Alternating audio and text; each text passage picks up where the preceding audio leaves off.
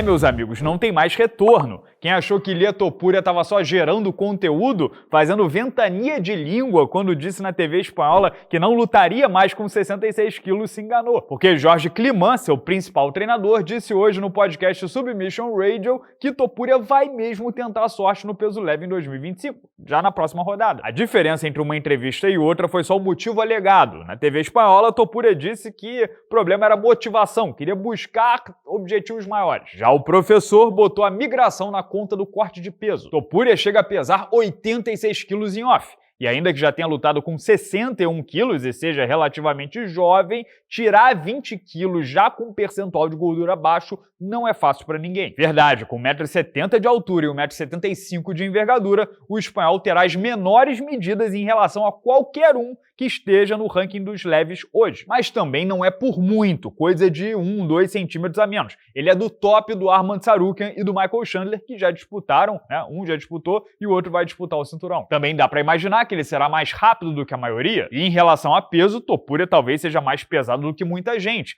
Tem muito peso leve que não chega a 86 quilos em off. Agora, se vai ser um caso de sucesso, como Conor McGregor, Alex Poatan, Robert Whittaker, entre outros que subiram e marcaram época, não sabemos. Só é certo que Topuria vai pedir uma luta com o Charles para fazer logo o Title Eliminator nos primeiros meses de 2025. E se o brasileiro não aceitar por qualquer motivo, o plano B, segundo o treinador do Topuria, é o diamante Dustin Poirier, ainda quarto do ranking, lenda da categoria, e também renderia o title shot para o espanhol. A real é que Topuria vai botar fogo no peso leve, reforça demais essa categoria, cria várias alternativas interessantes. Lembrando que Topuria não vai sozinho, ele já mandou o Holloway para o peso leve. Os dois estarão brigando por cada palmo de terra por lá em 2025. Mas ao mesmo tempo, as saídas do Topuria, do Holloway e a aposentadoria do Volkanovski que está chegando deixam o peso pena órfão, num vácuo de poder tremendo. Hoje Topuria tentou esclarecer melhor no Twitter, disse que não vai deixar o título vago, mas ainda assim sobe e vai tentar dominar a divisão de cima. Será que ele sobe e depois volta? Tentam criar um título interino? Vamos ver o que o Dana White diz. O mais importante é como o UFC vai mitigar essas perdas. Qual seria a solução de curto prazo? Para começar, se ficasse, Topuria concederia revanche para Alexander Volkanovski,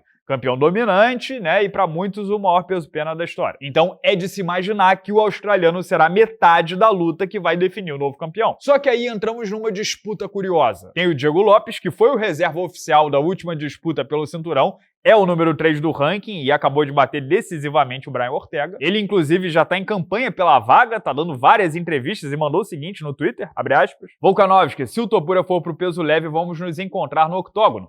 Pode escolher a data e o local. Só que Lopes tem um concorrente de peso pela vaga. Falo do russo Movsar Evloev, que apesar de ser o quarto do ranking, né, está uma posição atrás, já venceu o próprio Diego Lopes. Também venceu o ex-campeão dos galos Aljamain Sterling na última rodada e é o maior invicto em atividade no UFC, com 19-0, empatado com o Shavkat Rakhmonov. Evloev, aliás, sujeito com carisma negativo, copiou e colou o discurso do Diego Lopes no Twitter, abre aspas: Alexander Volkanovski, vamos fazer isso, estou pronto, qualquer hora, qualquer lugar. Ah, Renato, o Diego perdeu, mas pegou a luta sem campo completo e quase venceu. Eu entendo e concordo, mas na ponta do lápis o cartel de um tem um vermelhinho e o cartel do outro tem um verdinho. O Evloev também tem 2 vitórias sobre ranqueados a mais do que o Diego. Então, se o papo fosse estritamente esportivo, o russo dificilmente perderia a vaga. Abandona aí o nacionalismo por um segundo e imagina se os cartéis fossem invertidos. Se o Diego tivesse o retrospecto do Evloev, o público brasileiro estaria defendendo ele com unhas e dentes. Acontece que, como sabemos, MMA não é Jogos Olímpicos e entretenimento, mérito comercial, capacidade de empolgar o público geralmente fala mais alto. E é aí que o Lopes ganha, porque é um lutador muito mais empolgante, agressivo. É muito simples ver a diferença de tratamento da empresa. O brasileiro, com 1 ano e meio de casa, foi destaque em 2 pay-per-views no último semestre, enquanto o russo amargou o card preliminar no último fim de semana, mesmo emparelhado com um ex-campeão mundial, coisa que o Diego Lopes nunca foi. Não tem jeito, Movsar é um daqueles wrestlers pragmáticos que causam sonolência. E assim como o Magomed Ankalaev, o público mundial acha que ele só tem uma coisa a mais do que Lucas Carrano. Então a tendência nessa queda de braço é que o Diego Lopes, com mais prestígio com o público e empresa, que foi reserva de Holloway versus Topuria e lutou há mais tempo, fique com a vaga. Nem ficaria surpreso se o UFC se adiantasse e marcasse Volkanovski versus Lopes pelo cinturão interino ou linear já no UFC 312, pay-per-view de fevereiro na Austrália. Qual cinturão dependeria, claro, se o Topuria vai voltar ou não. O meu palpite é que não volta. Quando vê que a vida pode ser muito melhor, mais colorida, sem tirar tanto peso, vai ficar por lá mesmo. Aí o Movsar pode simplesmente esperar o title shot, enfrentar o vencedor de Volk versus Lopes. Até porque não há muita concorrência para ele no entorno. E aí Rodrigues perdeu, Brian Ortega também,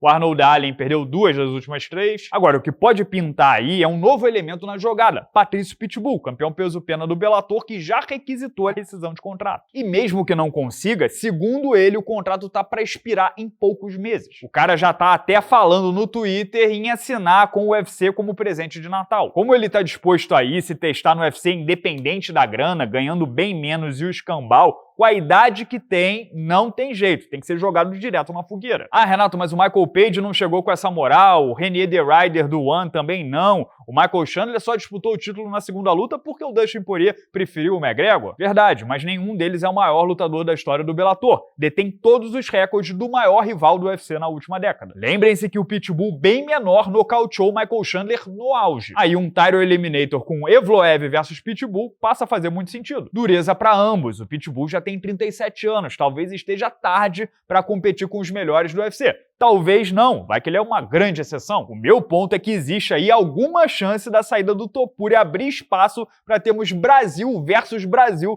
pelo título dos penas em 2025. E vai que o matchmaker inverte a ordem, bota veterano contra veterano, Volkanovski versus Patrício e Diego contra Evloev 2.